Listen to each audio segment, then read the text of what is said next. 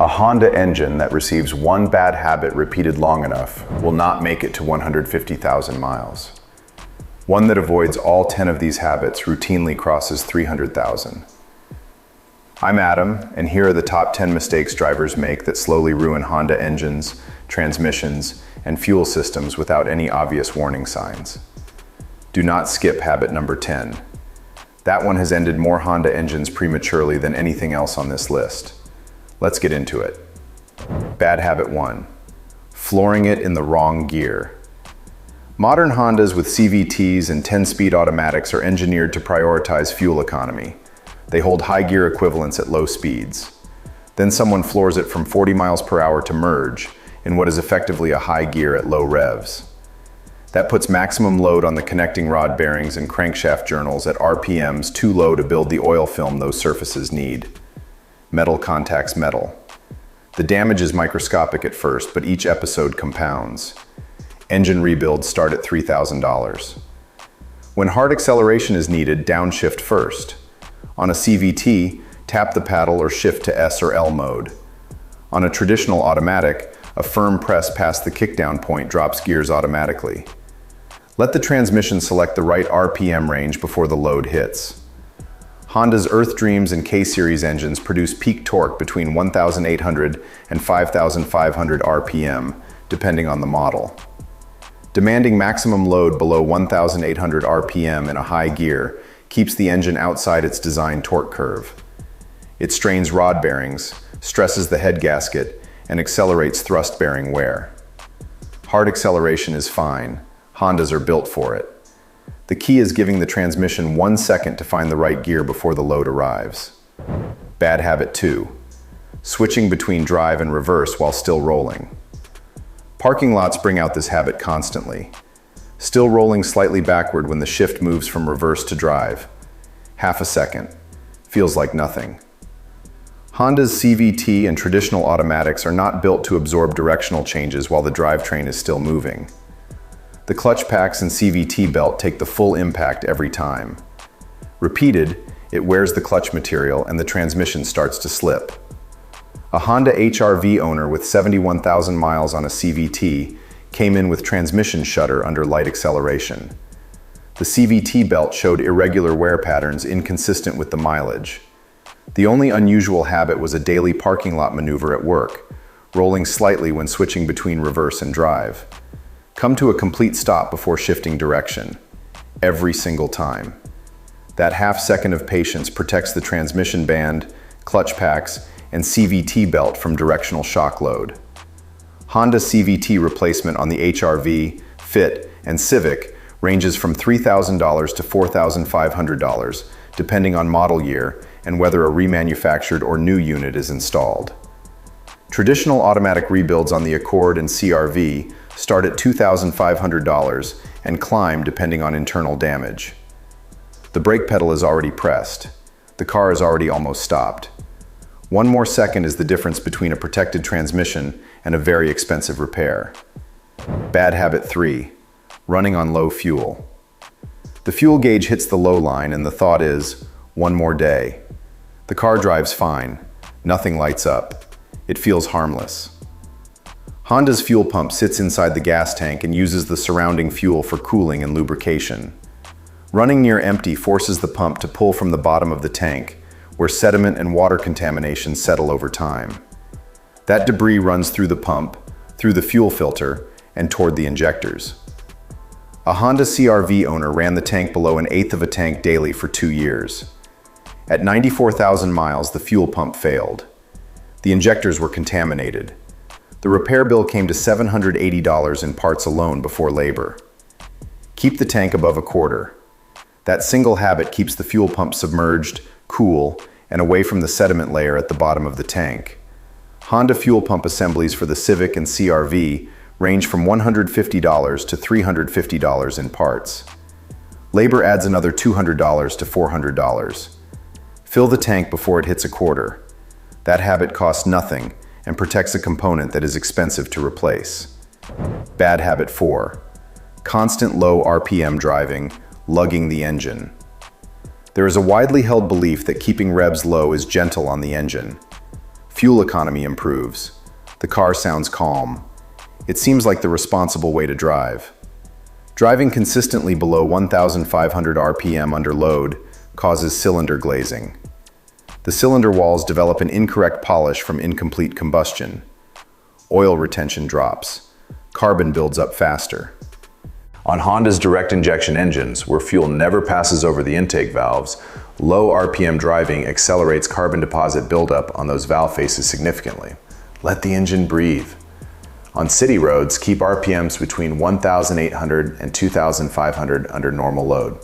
When climbing a grade or merging, downshift and let the engine work in its power band instead of struggling in a gear too tall for the situation. Honda's iVTEC system is built to optimize performance across the full rev range. The low lift cam profile is active below 2,000 RPM. The system functions correctly when the driver uses the available rev range. Staying pinned below 1,500 RPM under sustained load bypasses everything VTEC was designed to do. Once a week, let the car reach 3,500 to 4,000 RPM briefly under light load on an open road. It burns off carbon, conditions the cylinder walls, and gives the VTEC system a full range to operate through. Bad habit 5. Short trip driving on a Honda GDI engine. A 2020 Honda Civic with 28,000 miles came into a shop with rough idle, hesitation at light throttle, and slightly elevated oil consumption. The owner was convinced the car had a defect. The car did not have a defect. The owner lived 2 miles from work. Every drive was start, 2 minutes, park. The engine never reached temperature. Oil never burned off moisture from cold start cycles. Injector overfueling during warm-up washed down the cylinder walls and into the oil. Once a week, take a 20 to 30 minute highway run at full operating temperature. That single drive allows the engine to complete its thermal cycle, burn off moisture and fuel from the oil, and give the catalytic converter the sustained heat it needs. For Honda GDI engines, including the 1.5T in the Civic and CR-V, inspect the intake valves for carbon buildup at 60,000 to 80,000 miles if short trips dominate. Light buildup cleaned by walnut shell blasting costs $200 to $350 and takes a few hours at an independent shop. Waiting until misfires appear pushes that to $600 or more. If this is already making you rethink how you drive your Honda, hit like and subscribe now. Bad habit 6. Cold start abuse on turbocharged Hondas. A 2018 Honda Accord Sport arrived at a shop at 67,000 miles, producing a faint whine from the turbocharger at idle. No accidents. Oil changed on schedule. Nothing in the service history explained it. The mechanic pulled the turbo feed line and found carbon deposits caked into the oil passage. The bearing surface had heat scoring. When the owner described his morning routine, it was simple. Remote start, 10 seconds, drive. 10 seconds feels like enough. The car starts, it moves, nothing lights up on the dash. But inside the engine, oil pressure has not reached the turbo bearing yet, and that bearing is already spinning. Give any turbocharged Honda 30 to 45 seconds of idle after a cold start before pulling away. That window is all it takes for oil pressure to stabilize and reach every critical surface, including the turbo bearing at the end of the feed circuit.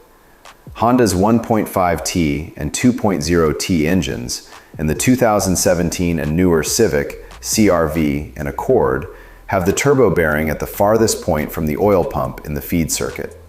It is the last surface to receive pressure after startup. Keep RPMs below 2,500 for the first 5 minutes of any cold drive. The Accord owner's turbo replacement came to $1,900. 30 seconds of patience every morning prevented nothing that had already happened. Bad habit 7. Hot shutdown after hard driving. The 1.5T and 2.0T turbocharged Hondas that arrived from 2016 onward changed the lineup. Efficient, quick, and responsive. But they added a shutdown requirement that was never written on the window sticker. After any sustained highway run, hill climb, or hard acceleration, the turbocharger's turbine side reaches extreme temperatures. When the engine shuts off, the oil pump stops. The turbo bearing is still hot. Oil in the feed line cooks into carbon deposits inside the bearing housing. Repeated hot shutdowns build that layer until oil flow restricts and the bearing fails. After any hard driving, Let the engine idle for 60 to 90 seconds before shutoff. That brief window drops turbine temperatures significantly and keeps oil circulating through the bearing while it cools. Turbo replacement on the 1.5T runs $1,400 to $2,200, including labor. The 2.0T in the Accord is more labor-intensive and typically sits at $2,000 to $2,800 at an independent shop.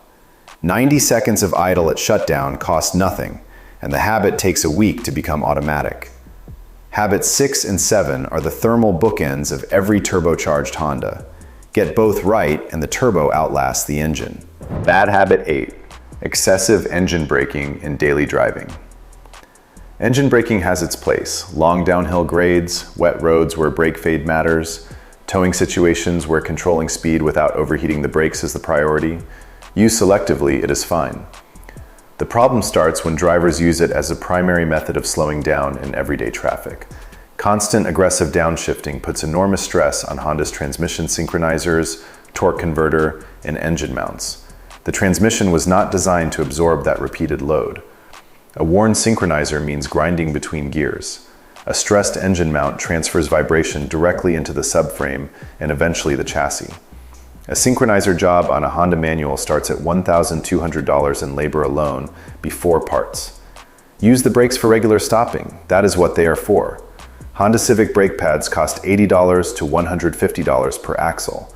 A Honda manual transmission synchronizer replacement starts at $1,500 and climbs depending on how many synchros have worn. If engine braking on a long downhill run, select an appropriate gear and hold it. Do not step down through multiple gears repeatedly to scrub speed. Each aggressive downshift stresses the synchro rings beyond their design tolerance. Brake pads are a consumable designed to be replaced. Synchronizers and clutch packs are not. Spend the cheap thing to protect the expensive one. Bad habit 9. Ignoring fluid leaks until something breaks. Every fluid in a Honda serves a specific function. An oil leak onto the exhaust is a fire risk. A coolant leak leads to head gasket failure. A brake fluid leak is a safety issue before it is a mechanical one. A transmission fluid leak starves the clutch packs of the pressure they need. A 2016 Honda Pilot arrived with a blown head gasket on the passenger side. Coolant had been seeping from the thermostat housing for months. The owner saw the driveway spot but assumed condensation. One highway overheat later, the head gasket was gone. Any new fluid spot under the car gets identified within 2 days. Put a piece of cardboard under the car overnight. Identify the location, color, and smell of the fluid, then have it diagnosed before any long drive. Pink or red fluid is transmission or power steering fluid. Brown or black is engine oil. Green or orange with a sweet smell is coolant. Clear and slippery near the wheels is brake fluid. A $20 gasket caught early prevents the $1,800 head gasket job. Honda engines are tight, well-engineered motors. They do not develop leaks without a reason. Find the reason early and the cost stays small. Bad habit 10. Stretching oil changes, the single biggest killer of Honda engines. Honda's maintenance minder sometimes permits intervals of 7,500 to 10,000 miles. Most owners accept that number without question. When oil is stretched past its service life, it oxidizes. Detergents break down. Sludge builds on the oil pump pickup screen and VTEC solenoid passages. The VTEC system needs clean oil at correct pressure to switch cam profiles. Clogged passages mean it cannot. Power drops, economy falls, and the damage is permanent. A 2014 Honda Accord V6 came in with a VTEC fault and low oil pressure at 112,000 miles. Oil changed every 8,000 to 10,000 miles on conventional. Pan dropped, sludge on the pickup screen, VTEC passages blocked. Not one change skipped, just stretched a little, across 112,000 miles. Change the oil every 5,000 miles with full synthetic, not 7,500, not 10,000, 5,000 miles. The maintenance minder calculates ideal conditions. Most people do not drive in ideal conditions. The spec for most Honda 4-cylinders from 2006 onward is 0W20 full synthetic. The 1.5T and 2.0T turbos use the same spec, but run hotter. Change every 5,000 miles without exception. Use a Honda filter or Fram, Wix, or Mobil 1. On any Honda past 80,000 miles, check the oil level at every fill-up. K-Series and Earth Dreams motors can consume oil between changes. Running a quart low on a turbo Honda for 2 weeks causes bearing damage, no future maintenance reverses. Keep a log. Date, mileage, oil brand, filter brand. That record is worth money in warranty claims and at resale. The Accord V6 needed a full teardown, sludge flush, new oil pump, and VTEC solenoid replacement. Total, over $4,200. Full synthetic at 5,000 mile intervals costs under $60 a visit. That is the entire math. A Honda on clean oil every 5,000 miles will outlast one following the Minder on conventional by 100,000 miles or more. 10 habits, 1 engine. Everything on this list is fixable before it becomes a repair. Before writing any shop a check, go through this list first. Most Honda engine failures are not defects. They are the result of something the owner did or did not do behind the wheel. Drop a comment below about your Honda, year, model, mileage, and which habit from this list has been part of the routine. And don't forget to subscribe. See you on the next one.